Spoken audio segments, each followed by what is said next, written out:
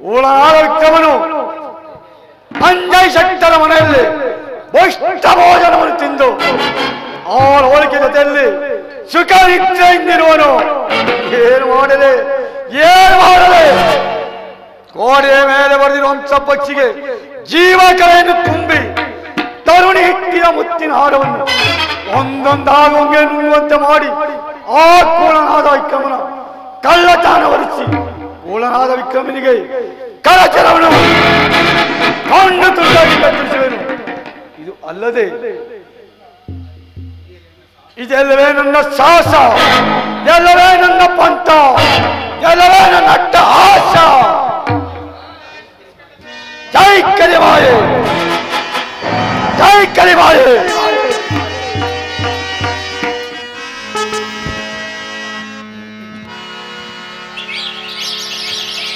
ಪರಮಾತ್ಮ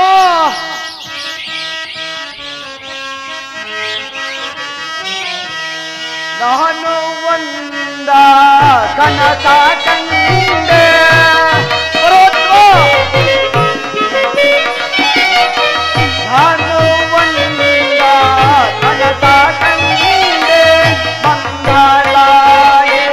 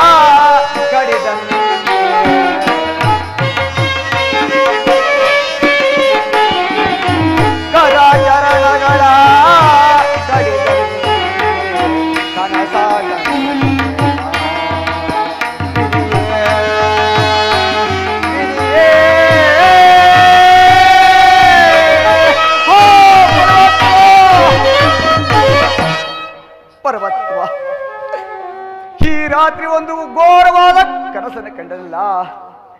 ಈ ಕನಸಿನಲ್ಲಿ ಯಾರೋ ಈರ್ವರು ಕಟಕರು ಬಂದು ಈ ನನ್ನ ಕರಾಜನ ಕಡಿದಂತೆ ಕನಸನ್ನು ಕಂಡನಲ್ಲ. ಈ ಕನಸಿನಲ್ಲಿ ಕಂಡಂತೆ ಆದರೆ ನಾನು ಈ ದರೆಯಲ್ಲಿ ತಲೆ ಎತ್ತಿ ಬಾಳುವುದು ಹೇಗೆ?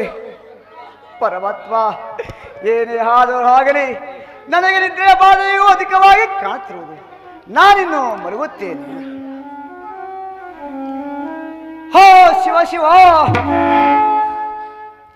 ನಾನು ಬಂದು ಮಲಗಿದಾಗ ಓರ್ವನೇ ಮಲಗಿದನಲ್ಲ, ಈಕೆಯು ಯಾರಾಗಿರ್ಬೋದು? ಸತ್ಯವಂತನಾದ ವಿಕ್ರಮರಾಜ ಸತ್ಯವನ್ನು ಪರೀಕ್ಷೆ ಮಾಡೋಕ್ಕೋಸ್ಕರ ಧರಣಿ ದೇವತೆಯಾರು ಬಂದು ಮಲಗಿರುವರೆ ಎಂದೂ ಇಲ್ಲ. ಆದಿಲಕ್ಷ್ಮಿ ಅವರು ಬಂದು ಮಲಗಿರುವರೆ ಎಂದಿಗೂ ಇಲ್ಲ. ಏನೇ ಆದರೂ ಆಗಲಿ ನಾನು ಈಕೆಯ ಪಕ್ಕದಲ್ಲೇ ಮಲಗುವೆನು. ಓ ಅಂಶರಾಜ ನುಂಗಬೇಡ, ಅಂಶರಾಜ ನುಂಗಬೇಡ.